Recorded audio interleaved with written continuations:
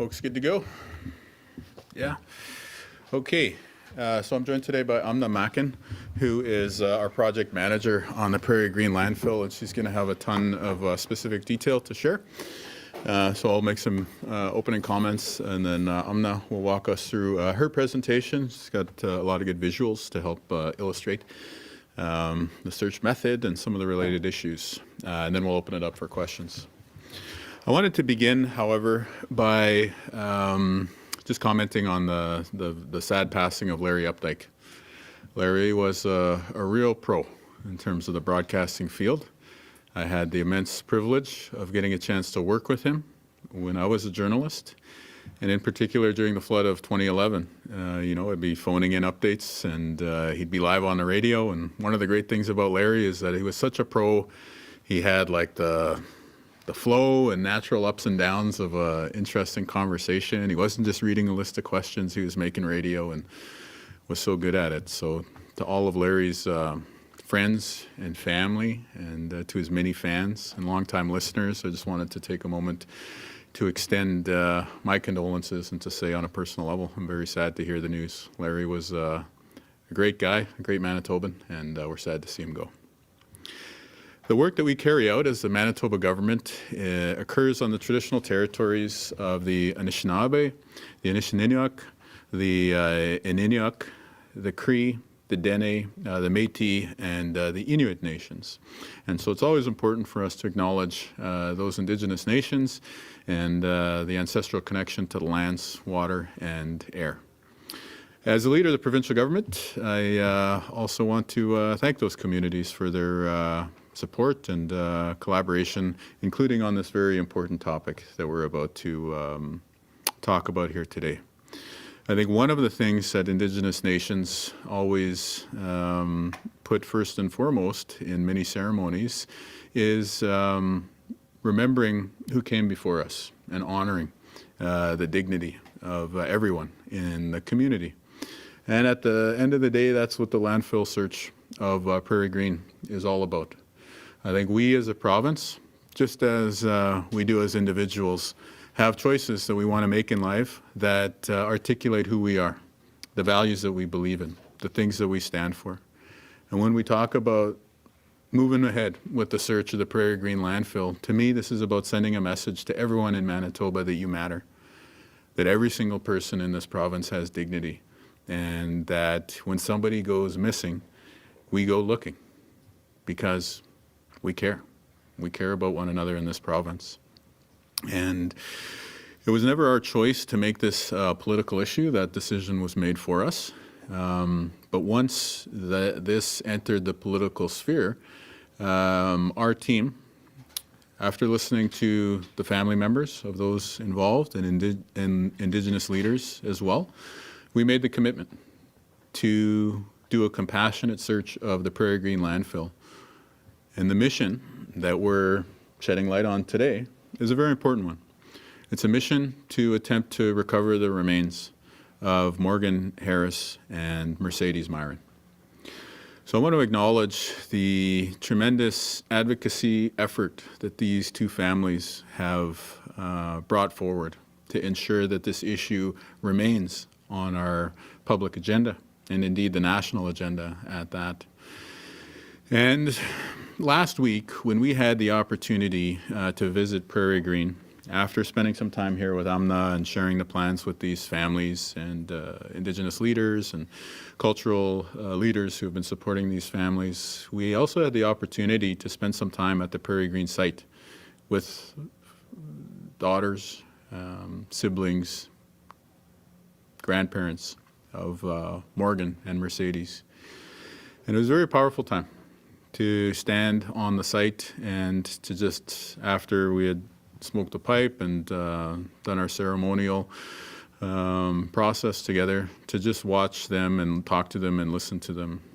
And what I would share as the person who's been honored to serve in the role that I currently have is that there is something significant about what these families are bringing forward that is bigger than any of us. And it is an ability to speak a truth and an ability to ask the public of Manitoba to live up to the ideals that I think we all agree on, which again are ideals of caring, committedness to one another, and an idea for a social good.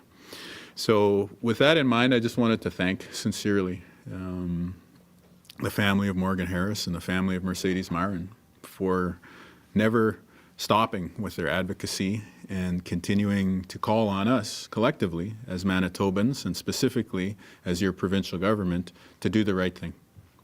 And so there was a challenging period among many for them, but for us, when we weren't able to speak about the landfill search operation, which is something that we've been working on since the early days of our administration, out of respect for the court process. But now that the judge has taken that away and will be soon coming back with his verdict, we are able to talk about the search operation. And so today we've invited you in to give you much the same presentation that we shared with the families last week. And this is a robust, comprehensive, thorough search plan, the goal of which is to, for compassionate reasons, recover the remains of Morgan Harris and Mercedes Myron. We are very lucky in the provincial government to work with many excellent public servants who have a ton of expertise and a commitment to serving the well-being of the people of Manitoba. And one of those public servants is here with us today. Her name is Amna Mackin. She is a professional engineer and a project manager by trade. But as is relevant to us being gathered here today, she is the lead on the Prairie Green Landfill search. She is the project manager for this process. She's designed the staged approach that we're going to walk through here, and throughout it has kept compassion for the families, commitment to serving the collective good of all Manitobans, and of conducting this search in a respectful, professional way at the top of her mind throughout. So I'm very, very honored that we get to come to work with someone like Amna, and I'll invite her now to walk us through the presentation. Thank you very much, Premier. And good afternoon, everyone. As Premier said, my name is Amna Mackin. I'm an Assistant Deputy Minister with the Government of Manitoba, and I've been assigned as Project Management Lead for the Prairie Green Landfill search. As Premier said, we've developed a plan to search for the remains of Morgan Harris and Mercedes Myron, and this plan has been developed in collaboration with Waste Connections of Canada, as well as a strong team of technical experts. And so we had a chance to sit down with the families last week and share our plan as well as our progress to date, and today we can share information more broadly with you all as well. So starting with the background, the remains of Morgan Harris and Mercedes Myron are believed to have been deposited at the Prairie Green landfill site on May 16th of 2022. A year later, a landfill search feasibility study led by the Assembly of Manitoba Chiefs was released in May of 2023. It found that an on-site search of the Prairie Green landfill was feasible, but there were risks to exposure to toxic chemicals and asbestos. Then earlier this year, the Interrelated Operational Planning Report, again, led by the Assembly of Manitoba Chiefs, was released in January. It proposed a construction of an off-site search facility. And I'd just like to take a moment to acknowledge all the significant time and effort that went into producing both the feasibility study and the planning report. There was significant effort put forth by the families, by the Assembly of Manitoba Chiefs, Long Plain First Nation, the technical subcommittees, and a number of other contributors. So we've taken a careful review of both the study and the planning report, and we really aimed to develop a plan that was both thoughtful and considerate of the recommendations that were made. So very early on in our initial planning processes, we established guiding principles for the search. We set out for the search to be planned in a respectful manner with the following in mind: that there be collaboration with the families, Indigenous leaders, elders, Prairie Green Landfill, and authorities for a timely and culturally respectful search; that safety would be made a priority, working within legislative and regulatory requirements; and that there would be a framework to provide status updates and outcomes to the families, Indigenous leaders, authorities, and the public. So with those principles guiding us, we got to work on our plan. So when developing our plan, a family's first approach was very important as we move forward during our initial planning activities. And within the study and planning report, there were a number of recommendations that were particularly impactful to families and the community. Both the study and the planning report recommended the 5 items you see on screen as a minimum criteria as it relates to community and family wishes, many of which were recommended to be planned as deemed appropriate by elders and knowledge keepers. And so the first recommendation was for ceremonies to begin and end the search. The second was for a specified and weather-appropriate location to convene in a good way. The third was for on-site presence during all search hours of trauma-informed individuals. The fourth was for on-site traditional medicines and spiritual assistance. And the fifth was related to sacred fire. There have been a number of ceremonies to date, including the ones that took place with the families last week, and there's commitment for future ceremonies. There is a healing space that's under construction that will address the second recommendation. And our plan also includes funding commitments to provide a range of healing and wellness supports to address the last 3 recommendations. And those would be for mental supports, traditional medicines, sacred fire, as well as honoraria for elders and knowledge keepers to participate. So again, it's been our intention from the start to conduct the search in a culturally respectful way, and we've tried to understand and incorporate the wishes that were put forth in both the feasibility study and planning report. Our plan also includes a proposed oversight committee. We know how important it is to the families for them to be able to participate in the search and to also make sure the search is completed in a way that's respectful of their loved ones. So the proposed oversight committee includes representation from both the Harris and Myron families, as well as an Indigenous elder. And through this participation, we believe that members of the oversight committee will be able to give meaningful input to the search as it proceeds moving forward. And we also see the oversight committee as a voice to make sure the search proceeds in a manner that's consistent with the guiding principles that we shared earlier. We also recognize that there's time and effort that'll be needed to participate in the oversight committee, so we're committing to have funding in place so that the families and the elder can participate. Now I'd like to give some specific progress updates for the search, starting with regulatory and permitting. One of the first technical milestones for the search was obtaining approval of a notice of alteration through the Environmental Approvals Branch, and we're happy to say that approval was granted last week, which marks a very critical milestone for the search. In regards to permitting, we first needed a development permit to start our on-site work at PGL.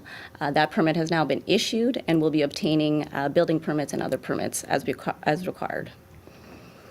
So those approvals to date are really significant as it allows us the regulatory and permitting framework to move forward with our site work at PGL. Moving on, I'll provide an overview of the temporary structures that we'll be using to support the search. Again, building off the recommendations that were in the feasibility study. We're going to construct a temporary search facility, and it will be a prefabricated fabric-covered building. We will also need a number of temporary support buildings, which will be construction trailers or something similar, and those will be used for spaces for administrative offices, washrooms, lunch and break rooms, forensics, cold storage, and other spaces as required. And for the families to gather, there will be a healing space, and it will be a ready-to-move type of building. On this slide, we can see the site layout at the Prairie Green Landfill. For those that may not be familiar, on the north half of the site, we see the active Phase 1 operation for PGL. The area shown in green is the area of waste that the remains of Morgan Harris and Mercedes Myron may be located in. The south half of the site is PGL's future planned Phase 2 operation, and so we're going to use a portion of that area, shown shaded in orange, to build our temporary search facility as well as place our temporary trailers. And so when the search activities occur, the waste materials will be excavated from the area shown in green and be hauled in trucks via access roads to the search facility. Then near south limits of the site, we see the location of where the healing space will be placed once it's ready to be moved to site. Now I'll just share a few more details about the healing space.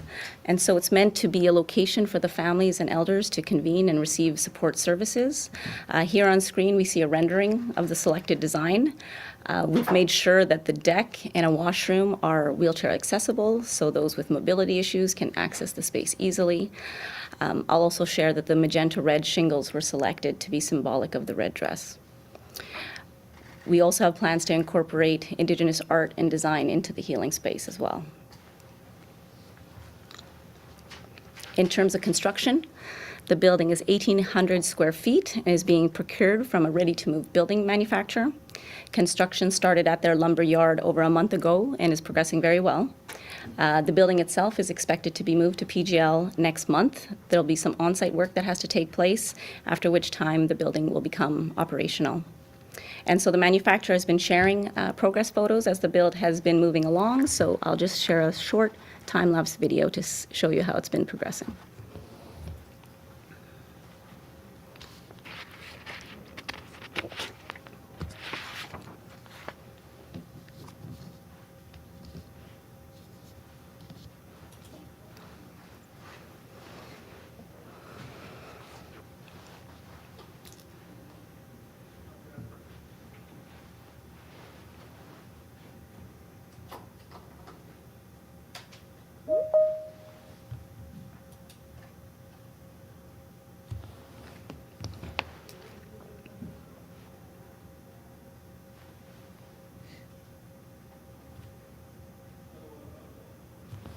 Okay, now that we know what type of structures we're going to be using to support the search, I'll share more details on how we go about attempting to find the remains of Morgan Harris and Mercedes Myron.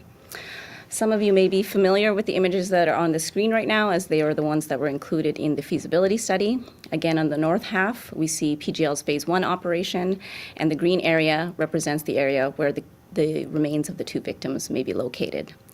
So PGL breaks up their operation into what they call cells. So the green area in question is in cells 11, 13, and 15.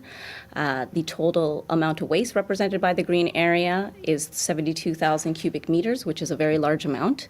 It spans an area of approximately 100 meters by 200 meters, so that's about 4 football fields, and has a maximum depth of approximately 10 meters.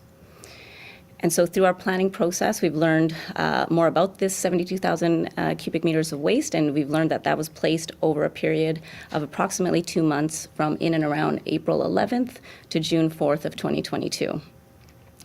With some advancements in this knowledge, we now have an understanding that there was likely a fair amount of waste that was deposited in these cells after May 16th, which makes it a little bit more difficult to get to the area of waste that we want to focus our search on, which I'll tell you a little bit more about.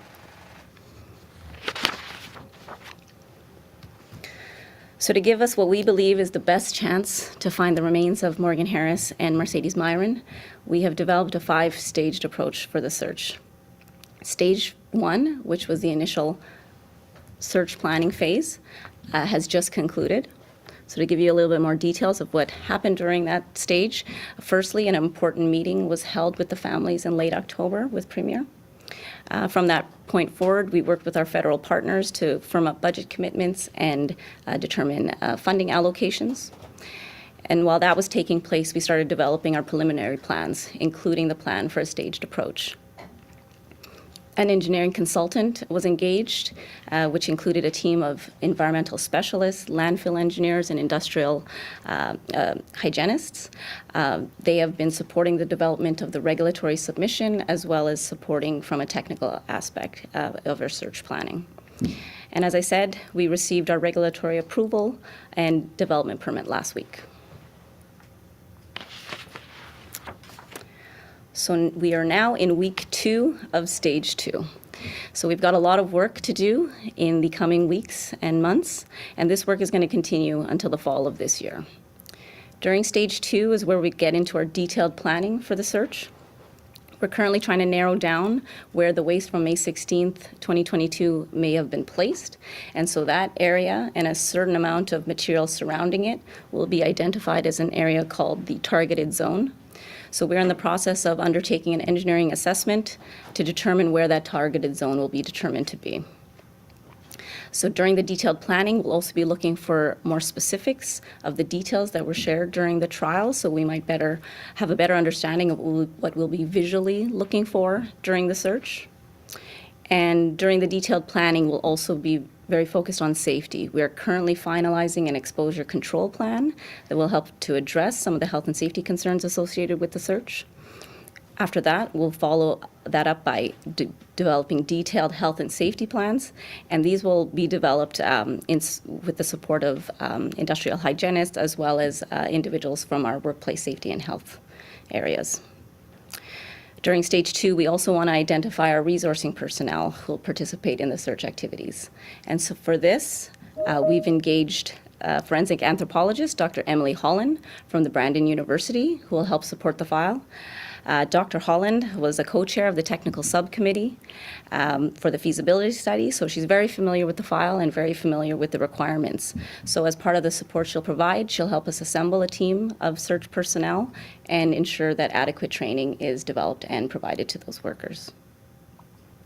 Stage 2 also includes the physical site work to get us ready for the search. So that includes site preparation and construction of the temporary structures that we showed earlier. And lastly, during stage 2, we will be conducting a pilot test program to help us better understand what types of conditions we might encounter during the search. So we know the materials are compacted, possibly with high moisture content, so we want to get a sense of what the types of materials we'll be dealing with. So the pilot program aims to excavate a small area of a cell outside of the area shown in green earlier, because we don't want to disturb that area just yet. That waste will be moved to another area, spread and searched through manually using rakes and tools. And the intent is to learn as much as we can during this pilot test program so we can apply those learnings to our detailed plan. And we are targeting for that to start by the end of this month. So once stage 2 is completed, we'll move on to stage 3, which is the displacement and testing stage. So as we said, it's really important for us to first determine where that targeted zone will be located. Again, there's expected to be a certain amount of waste above the targeted zone that we don't necessarily want to focus our search on. So our plan includes excavating and displacing this material above the targeted zone to another area. We plan to preserve and protect this waste in case we want to go back at a later date to search through those materials. In this stage, we may also want to do additional testing to verify some of the assumptions that we made after our pilot test program, and we may also want to confirm where that targeted zone may be. So at this time, we're planning for stage 3 to start later this fall. And that will bring us to stage 4, which is currently planned to start late fall of this year. Stage 4 includes focusing the search on that targeted zone. So the waste will be excavated carefully using heavy equipment with an observer at the cell. The waste will then be hauled to the search facility by truck. The material will be placed in long lines within the search facility using equipment such as skid steers. Then technicians will use rakes and tools to manually spread the materials further and open up bags and packaging. And then those technicians will visually inspect the waste. And they'll be looking for anything of interest, and that can include items that have dates on them, such as receipts and things of that nature. Then after the waste has been thoroughly searched, it will be hauled to the active working phase of PGL's operation. So once we near the conclusion of stage 4, if we have not recovered the remains of Morgan Harris or Mercedes Myron, or partially recovered remains, we'll need to make a determination of what additional searching is recommended. So this could include continuing to dig a little deeper within the cells, or it can include going back to the displaced waste from stage 3. So we're going to look at the information we gather during stage 4 and make a determination at that time. So that concludes the summary of the search plan and the progress to date. I would also like to take a moment to thank Waste Connections of Canada for their excellent collaboration over the last several months. And I'd also like to take a moment to thank my fellow public servants who've been working really hard behind the scenes to honor the victims and to make this search possible. So with that, I'll pass it back to Premier, who will discuss some next steps. Yeah, well, I'd also like to thank you, Amna, and your team, because I know that a lot of the work to advance our understanding of where the remains might be within the targeted zone. Involved a lot of difficult examination and some serious work, but also paying close attention to the trial and the disclosures that happened there. And I know that for the families, that's been a very trying experience, but I recognize that anyone who's been following that process closely, it takes a toll. And so I want to acknowledge your professionalism, your thoroughness, and also the heart that you bring to this work. So thank you very much. Thank you. So we're moving ahead with the Prairie Green Landfill search. This is a commitment that we made to the people of Manitoba and importantly also to the families of Morgan Harris and Mercedes Myron. And today we're updating the people of Manitoba about how the search is being conducted and the future steps that we're going to undertake. It's an important public initiative. We hope that it is successful. We cannot guarantee success, but we can guarantee that we're going to try. So with that, I'll open it up for questions. Premier, why did you choose to approach this search with a lot of cultural symbolism and traditional areas? It probably would have been a lot easier, probably a lot cheaper to do this search without all of it. Well, the process for us has had a ceremonial component throughout. I mean, when we first heard about this in late 2022 and the daughters of Morgan Harris and the family of Mercedes Myron were speaking out, we were very moved by that. And we were supportive of them then.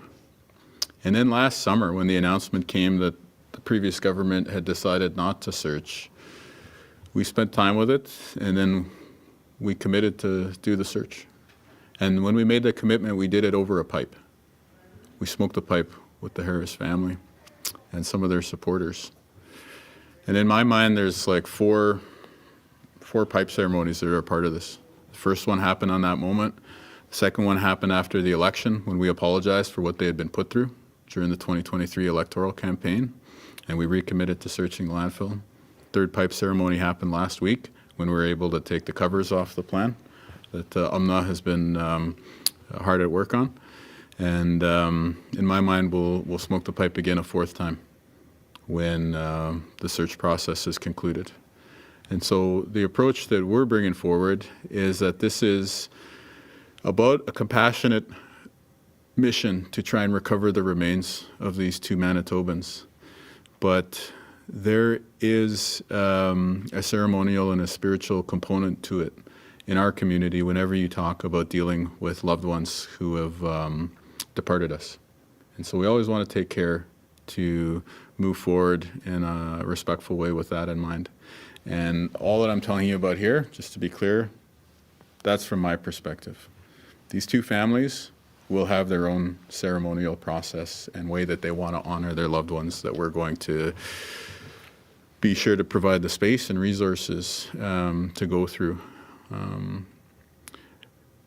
Throughout, I've also made the commitment that not only would we search the landfill, but that we do so in a fiscally responsible way. And in doing this, I believe that our team is living up to our shared responsibility to all Manitobans, which is, I think Manitobans expect us, when someone goes missing, we go looking, and also that we're responsible with the public resources that we are stewards with. And I'm confident that the plan that Amna Mackin, our project manager, has put together along with her team allows us to move forward in a good way on all those shared responsibilities that we have. With the expectation that the search will start towards the end of fall, can you talk a little bit about how the weather will factor into the search through the winter months? Absolutely. So this temporary search facility itself will be heated during winter, so operation can continue. Excavation at the actual cell site, whether winter actually helps us, it helps improve slope stability concerns and things of that nature, so it can be a year-round operation. So just to confirm, based off the outline and your steps, what the official search of the targeted area is expected to start towards the end of fall? The official search has already begun. Right? So we have the staged approach there, and the timeline that you're laying out is accurate, and it's your choice about how you want to report that. But what I would say is, if somebody goes missing at sea, when does the search begin? Does the search begin when the divers hit the water? Or does the search begin when the boats leave the harbor? According to the approach that Amna's put together, the boats have left the harbor. And for stage 4 to take place, we had to get through stage 1, and we have to power through stage 2 and stage 3. So the search operations have begun. The specific stage that you're interested in will happen later this year. What role will First Nations leadership, like the Assembly of Manitoba Chiefs, for example, play in these forthcoming stages? Can you talk a bit about that? I think they'll have an important role. And we've extended the invitation to participate in the Oversight Committee that Amna described to the Assembly of Manitoba Chiefs and to Long Plains First Nations. We're still working on Long Plain First Nation, rather. We're still working on how that committee is going to be composed. But I want us to be very clear that the plan we're moving forward with, the plan that our project manager has developed, is a furtherance of the work that was done by the Assembly of Manitoba Chiefs and that was done by others when we're talking about the feasibility study and the operational report. The plan is just how are we actually going to carry that out? And we've had to make changes in some areas because, again, our understanding of where the remains may be has been advanced since earlier this year. It's been advanced by what we heard in the trial. It's been advanced by some of the analyses that our technical experts have carried out. And so while we've had to maybe change some of the search method and some of the,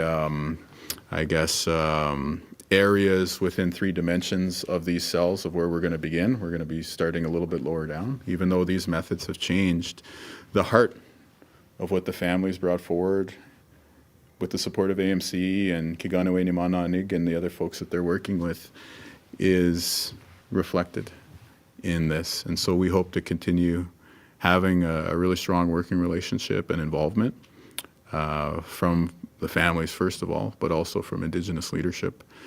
And I want people who are paying close attention to this to also see that the work that was put in through those successive stages that has brought us here is being reflected on this. And so certainly we can't take credit for any of that work. There was a lot of really important analyses and advocacy that was taking place, and we really want to indicate our paramount respect for that. And I think the fact that Dr. Emily Holland is engaged, I think, is one way in which we can illustrate that continuity. Are Winnipeg Police going to be involved in the search?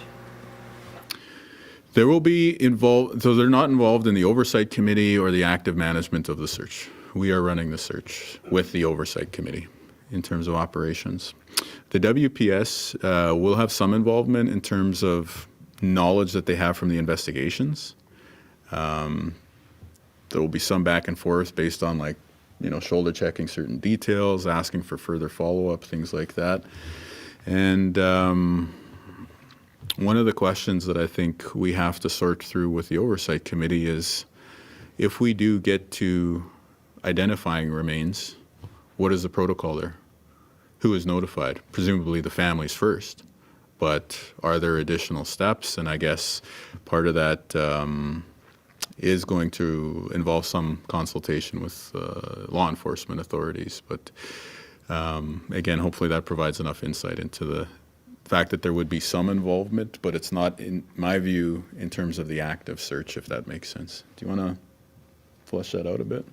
I think what you said is accurate, Premier. They will be providing information such as the details from the trial. However, if remains are found, that'll be more of a jurisdiction for the RCMP and the Office of the Chief Medical Examiner. But again, Dr. Emily Holland is very versed in those details, and we'll be fleshing those out with her involvement. Does that mean this is being treated as an active crime scene? Is it not anymore? Can we, what is the steps for that? Because these are still remains of 2 women. And we might find other remains there. Buffalo Woman is still missing. That's right. So I would say, to deal with your question sequentially, first and foremost, this is a compassionate mission. And I mean that to say that we want to bring remains home so that these families can move on through the steps of their grieving process. Whether that means memorial services or funerals, we want to give them that ability. I can't guarantee it. I wish we could guarantee success on being able to deliver that. But hopefully also the fact that we are going to make the attempt, that we are launching this mission, that we're working on it every day, does provide some measure of the family's next steps being a little bit clearer in terms of that grieving process and mourning. I also think it's important to say it's called a compassionate search from our perspective, or a humanitarian mission is the term that has been used, because the case has been made in the law courts. The judge is now sitting with the decision that he's going to return to us. And throughout, we've first wanted to respect that process and in no way interfere with it. We didn't want any of the work that you've heard outlined here all of a sudden be the subject of that very important court case. But I just hope that folks understand that that court case stands on its own. And the Crown has argued a very strong case there. And now this is a humanitarian mission, the purpose of which is, although very related in terms of the public interest in these matters, it's not about delivering evidence and other pieces of information that can be argued in court. This is about bringing loved ones home.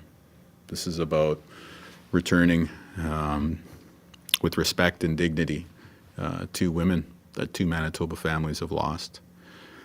To the question of other potential remains, I would say that work is part of the conversation. It was part of the meetings that we had last week. And if there is anything that we go through with this compassionate search that can support those efforts, then we will definitely be given the best of our efforts to ensure that collaboration and sharing happens. And at the same time, I acknowledge that there are other efforts when it comes to Mashkatepej Kwe, Buffalo Woman. There are other efforts being led by community organizations and others to try and further our understanding of who that person was, what their identity is, and how we may be able to locate them in the future. Can you talk a little bit about how much staff is going to be, when you get to stage 4, how many people are going to be involved in stage 4 in that searching the area that it's believed the remains are? That's a good question. So again, we've engaged Dr. Emily Holland. So part of that support she'll be providing is assembling the team of personnel. In terms of the numbers of workers, that'll depend on a number of factors. So it's expected at any given time there'll be approximately 12 or so, a dozen or so search technicians that'll be needed for each searching line, let's call it. So we're looking at how many searching lines we want to set up. And so generally speaking, the more searching lines you have, the quicker the search can proceed. But of course, that needs to be balanced with the productivity for the excavation rate at the cell, the hauling to the search facility itself, and the ability to spread that waste. So there's other factors, including whether or not the search technicians will be on a rotational schedule, similar to what was the case in the Picton case in the early 2000s. So they were on a 1 hour on, 1 hour off schedule. So all those factors will combine to determine our eventual workforce. So we're hoping the pilot test program answers some of those questions, but again, we'll be working with Dr. Emily Holland and our team of technical experts to balance all those considerations during stage 2. And how complex is that work? When you say that there might be, an hour on, an hour off, what goes into doing that manual work that these people are going to be doing? So as I mentioned earlier, first equipment will be used to spread the material in long lines, so something like a skid steer, and then those search technicians will first use rakes and tools to further spread out those materials. They'll need to open bags as necessary, and then they're going to take a careful look at all of the material that has been placed and spread on the ground. And once that waste has been cleared, then that waste material will be moved out of the search facility and another roll will be placed. So the exact duration of each search is still to be determined, and again, we hope to learn a little bit more during our pilot test program. Monsieur le Premier. Yeah, I talked about that earlier. So when we're looking, we're looking for one specific date, right? So we want to try and get a clue in terms of finding receipts or things of that nature that might have a specific date on it to let us know that we're in the right vicinity. We'll also want to be gathering information such as the route of the truck that picked up the bin in question to get a sense of other businesses and residents that might have been on that same route. To, if we see waste coming from those entities, that'll give us clues that we're in the right vicinity. So we're going to be constantly looking at the materials and seeing what it's telling us. Monsieur le Premier ministre, s'il vous plaît, en français, est-ce que vous pouvez nous dire quelles sont les étapes des fouilles qui vont être menées dans les prochaines semaines? Ben, depuis maintenant et puis la fin du mois, le mois de juin 2024, nous commencerons avec le test de la première fouille qu'on lance au dépotoir pour regarder à une région où ce qu'on pense qu'on ne va pas trouver ces femmes, mais qui a l'air d'être quasiment la même sorte de matière. Et puis, en faire ce test, nous apprendrons beaucoup au sujet de la matière, de l'eau ou comment d'autres défis qu'on surmontera en fouillant dans cette matière-là. Puis, en même temps, la préparation, l'avancement de l'établissement des édifices et puis de cette healing space continuera. Puis, la prochaine étape suivront d'avancer en embaucher tout le monde qui vont fouiller eux-mêmes. Et puis, on voit au 4e étape la fouille de cet endroit directement où ce qu'on pense qu'on pourrait avoir la meilleure chance de trouver Morgan Harris et puis Mercedes Myron. J'espère, vraiment, j'espère qu'on pourrait les trouver. Alors, vous allez commencer les fouilles exactement à quel moment? Vous prévoyez ça à quel moment de l'année? Pour nous, ça a déjà commencé. Au niveau officiel, nous avons déjà lancé la fouille de la dépotoir.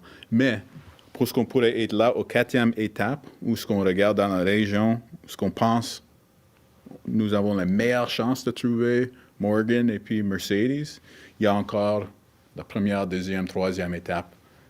Nous avons fini la première, nous sommes maintenant dans la 2e, et puis nous continuerons avec la 3e. Cet été et puis cet automne, la 4e étape. C'est important de construire un grieving space où les familles seront présentes durant toutes les fouilles.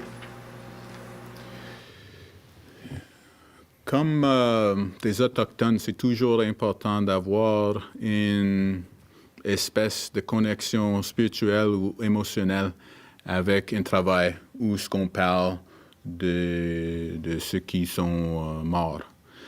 Et en même temps, parce que nous sommes en train de lancer cette fouille d'un dépotoir qui est dans une approche vraiment grande, parce qu'il y a la chance d'avoir une réaction, une tristesse, une frustration, quoi que ce soit, une réaction émotionnelle pour ceux qui fouillent, c'est toujours important d'avoir un milieu pour ce qu'on pourrait partager ou peut-être recharger nos sentiments avant qu'on retourne et puis continuer la fouille. Alors, cet édifice, ce bâtiment, c'est là pour les familles, mais c'est aussi une façon d'appuyer ceux qui travailleront au dépotoir aussi. I'd like to ask Ms. Mackin about this approach where you're trucking some of the waste to another space where you're going to sort through it. Are there other humanitarian searches, to use your terminology, where this has been employed and recovered people?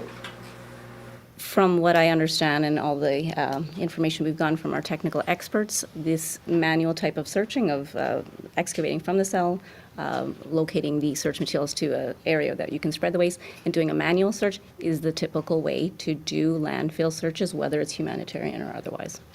Okay. And is this approach being used here because of the financial constraint? I know the families initially had asked for a lot more money than 40 million. Is the bill, the budget, the reason you're doing it this way instead of the conveyor belt method? No. This is a better, more suitable method for this type of landfill material. The conveyor belt proposal was modeled after the Picton search, where the material is more like dirt, just to use everyday language.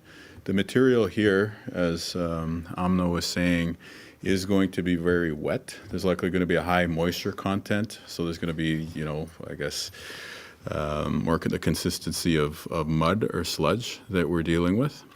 And so spreading it out through this approach that's being described here allows us to have the ability to dry that material before it is then the subject of the search, the people going through it manually with rakes and other implements, cutting open bags and going through that whole process there. The drawback that we also identified with a conveyor belt system is that it's reliant on a single piece of machinery. And if the machinery breaks down, the entire search comes to a halt. With this approach, the search is going to continue.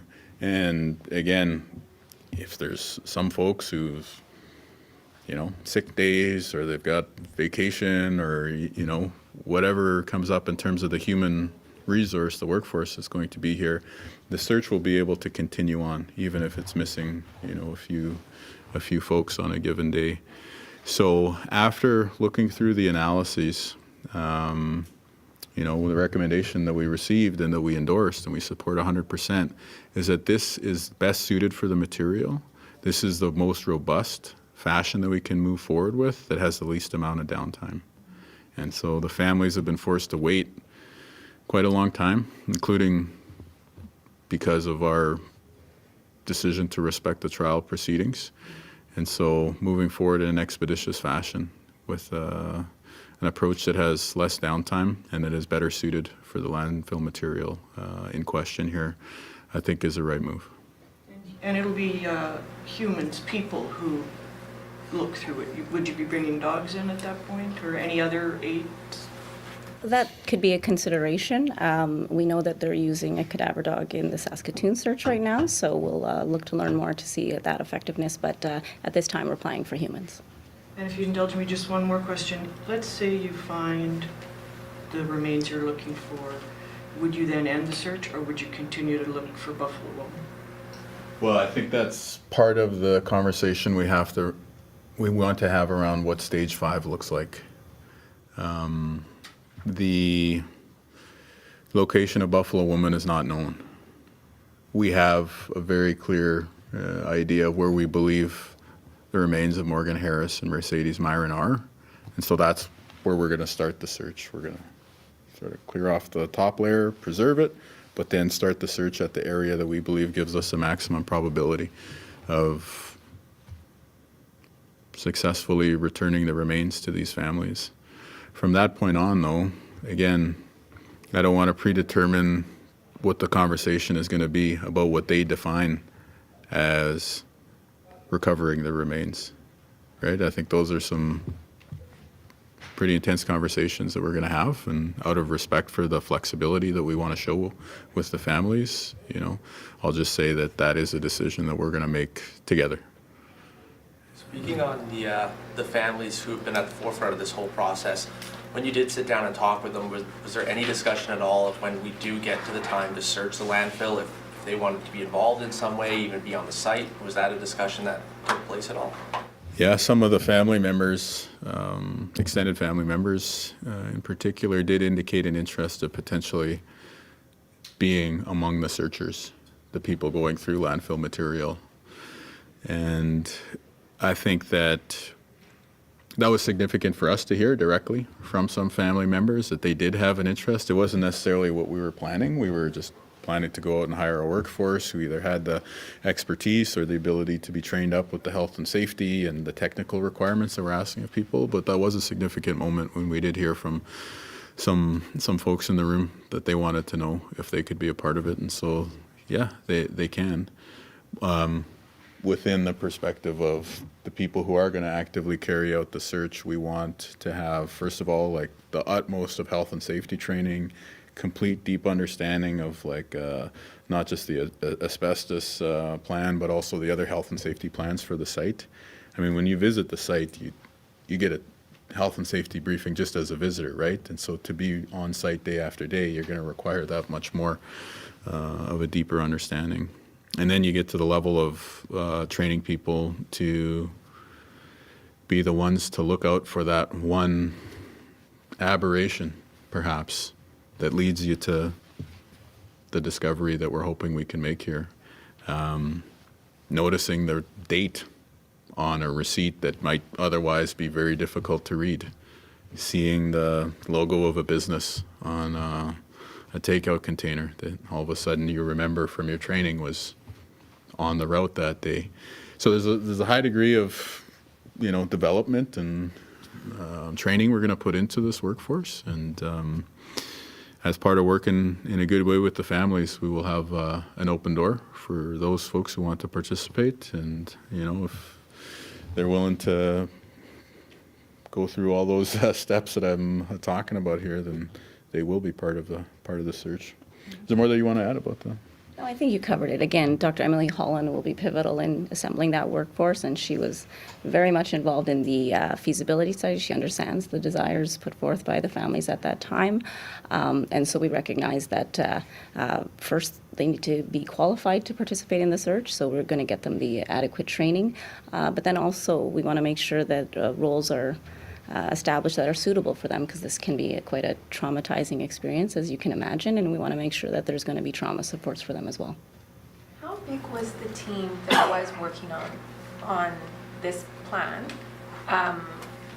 While not releasing that information as the trial was ongoing and so on, how big of a team have you had?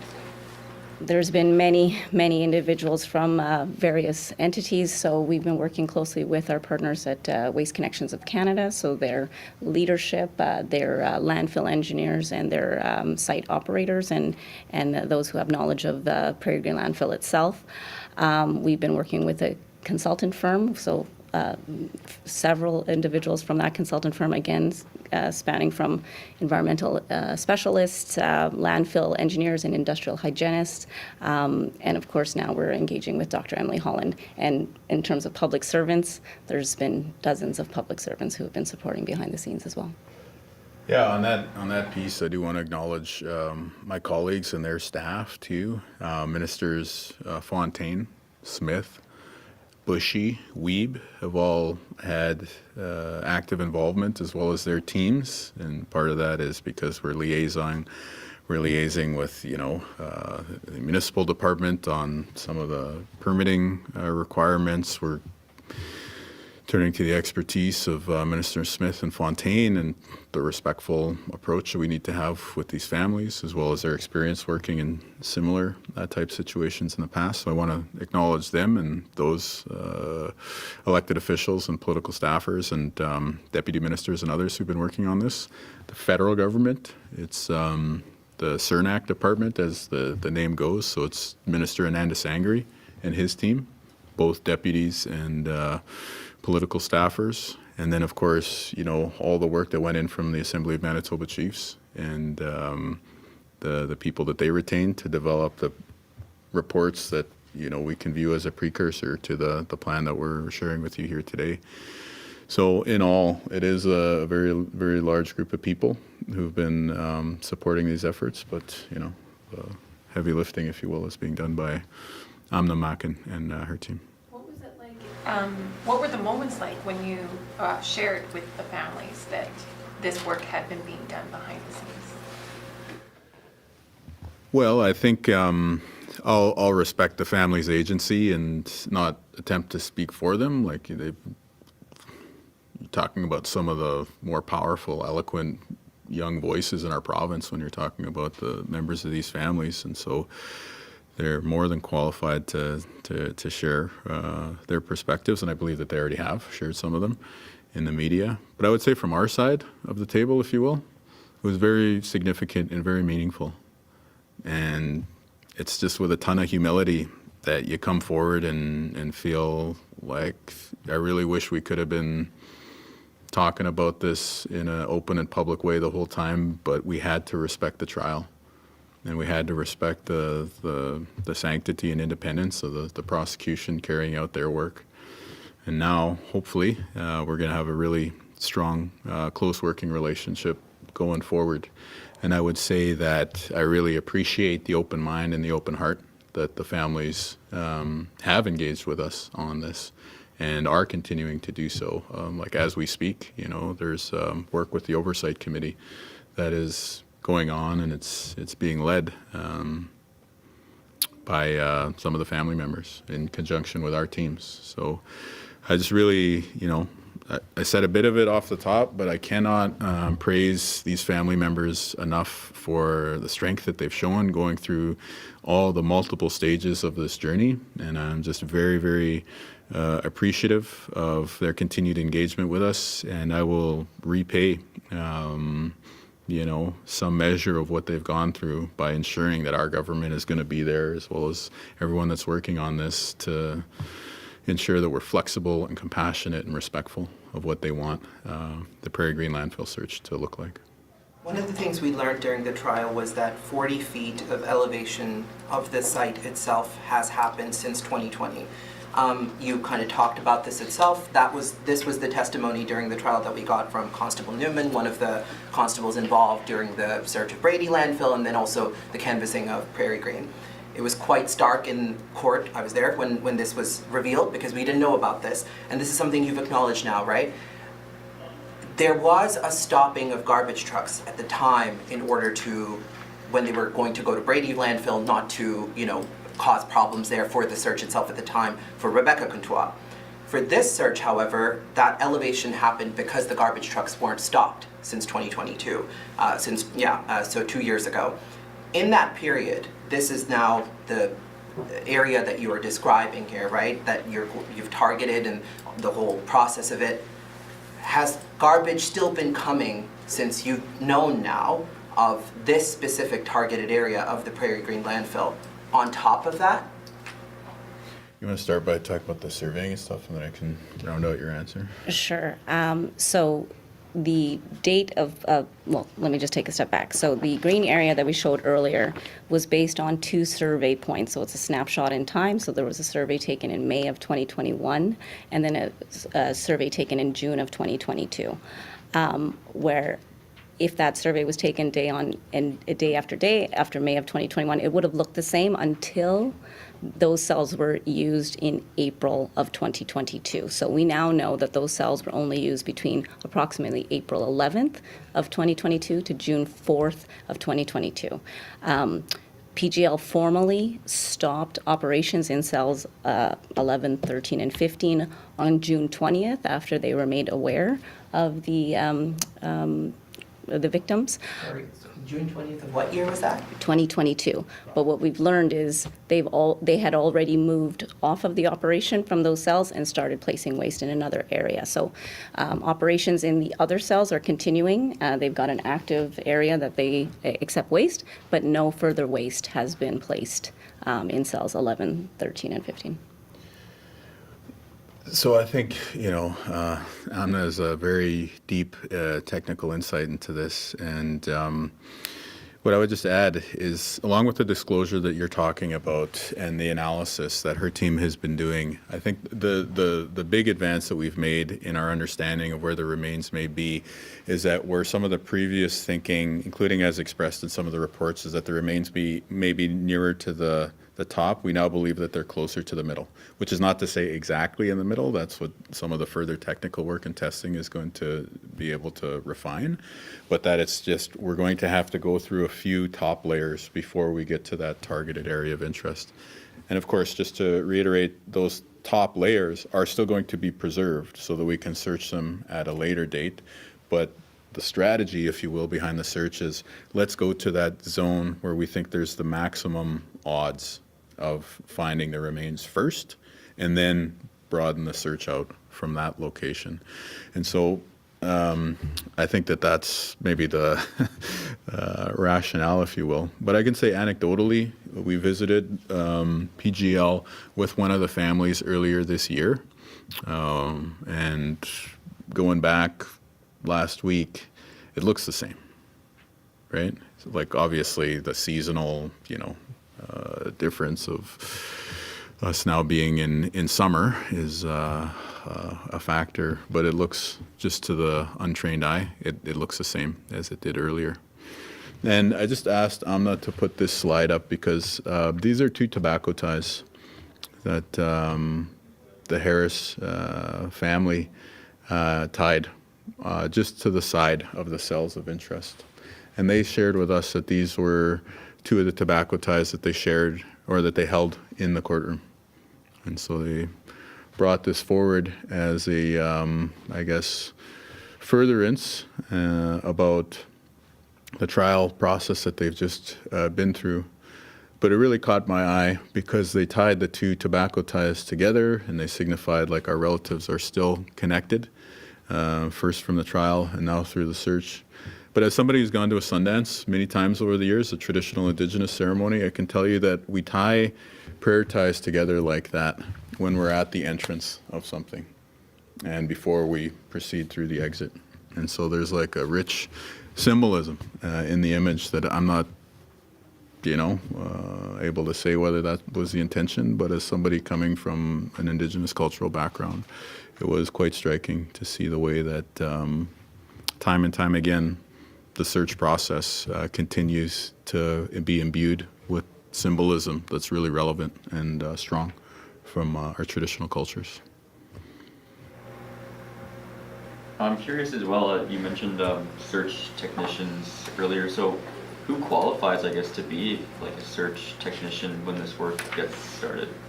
So again, we'll lean on Dr. Emily Holland to build that out a little bit more, but so we definitely want to enlist the help of those that have relevant experience in human remains and anatomy. But as we said, we've heard that family members and the community at large may want to participate as well. So we'll be putting out likely a call to see who might be interested in participating. And those individuals would go through a recruitment process led by Dr. Emily Holland. There'll be an interview process. So again, we need qualified individuals, and if they are qualified, we'll make sure they have the adequate training to participate. And is there like a firm date by when you want to have that workforce like set in stone? Or? We'll be detailing that during stage 2, but the thought now is we'd be looking to likely recruit late summer, early fall.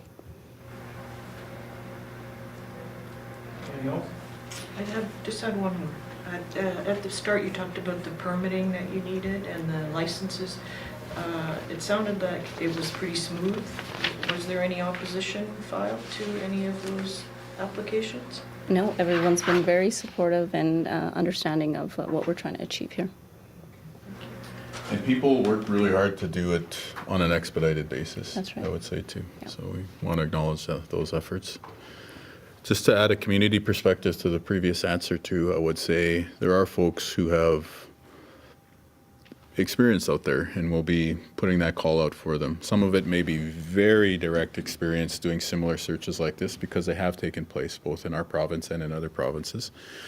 But if you think through just general, search and rescue experience that people have, and then there's been many people who've been active on the searches of former residential schools and other sites where there are ancestors. So we will be putting that call out, and I do expect that there will be people in Manitoba who fit the bill, both in terms of the technical expertise, but also the community and cultural awareness. All right, well, thanks so much. This is an important initiative for our government and for the people of Manitoba, and we will continue to provide updates as we go along. I know that you'll continue to inquire and ask about progress reports along the way, and so we'll continue to work with you on that. And we do hope that we'll be able to bring some of that news very shortly. So thanks again, everybody, for your attendance today.